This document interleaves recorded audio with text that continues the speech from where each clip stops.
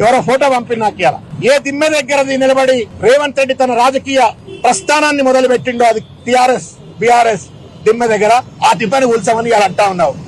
నీకు ప్రజాస్వామ్యం మీద గౌరవం లేదు, రాజ్యాంగం మీద గౌరవం లేదు, నీకు రాజకీయ భిక్ష పెట్టిన పార్టీల పట్ల గౌరవం లేదు. ఒక స్వార్థపూరిత మనస్తత్వంతో విచ్చలవిడి దోపిడీ విధానంతో ఇవాళ పరిపాలన కొనసాగిస్తూ నీకు పరిపాలన చేతగాక ఇచ్చిన వాగ్దానాలు అమలు చేయ చేతగాక ఇవాళ పూర్తిగా కూడా ఒక దుర్మార్గమైన వైఖరికి పాల్పడతా ఉన్నాము. చాలా సందర్భాల్లో మాట్లాడి లాగుల తొండలేయాలంటాడు, ఉరి తీయాలా అంటాడు, రాళ్లతో కొట్టాలా అంటాడు, దిమ్మెలు కూల్చండి అంటాడు, 100 మీటర్ల లోతుల పాతి పెట్టండి అంటారు. అడ్డు అది ఉండదా సార్? చీఫ్ మినిస్టర్ పదవిలో ఉన్నటువంటి వాళ్ళు రాజ్యాంగాన్ని చట్టాన్ని ఎక్కువగా గౌరవించాలి. వాళ్ళు గౌరవిస్తే కింది వాళ్ళు గౌరవిస్తారు, సామాన్య ప్రజలు గౌరవిస్తారు. దాన్ని కూని చేసే విధంగా వ్యవహరిస్తున్న రేవంత్ రెడ్డి పైన తప్పనిసరిగా కేసులు పెట్టాలని చెప్పని కోరుకుంటూ ఇదో ఫోటో రేవంత్ రెడ్డి గారు చూసుకోరు ఒకసారి. మీరు మర్చిపోయిన రేవన్నా చూపెడుతున్నాం.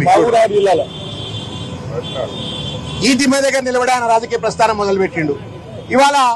ఇవాళ తెలుగుదేశం పార్టీకి రెచ్చగొట్టి ఇవాళ ఈ దిమ్మని ఊల్చమంటున్నాడు.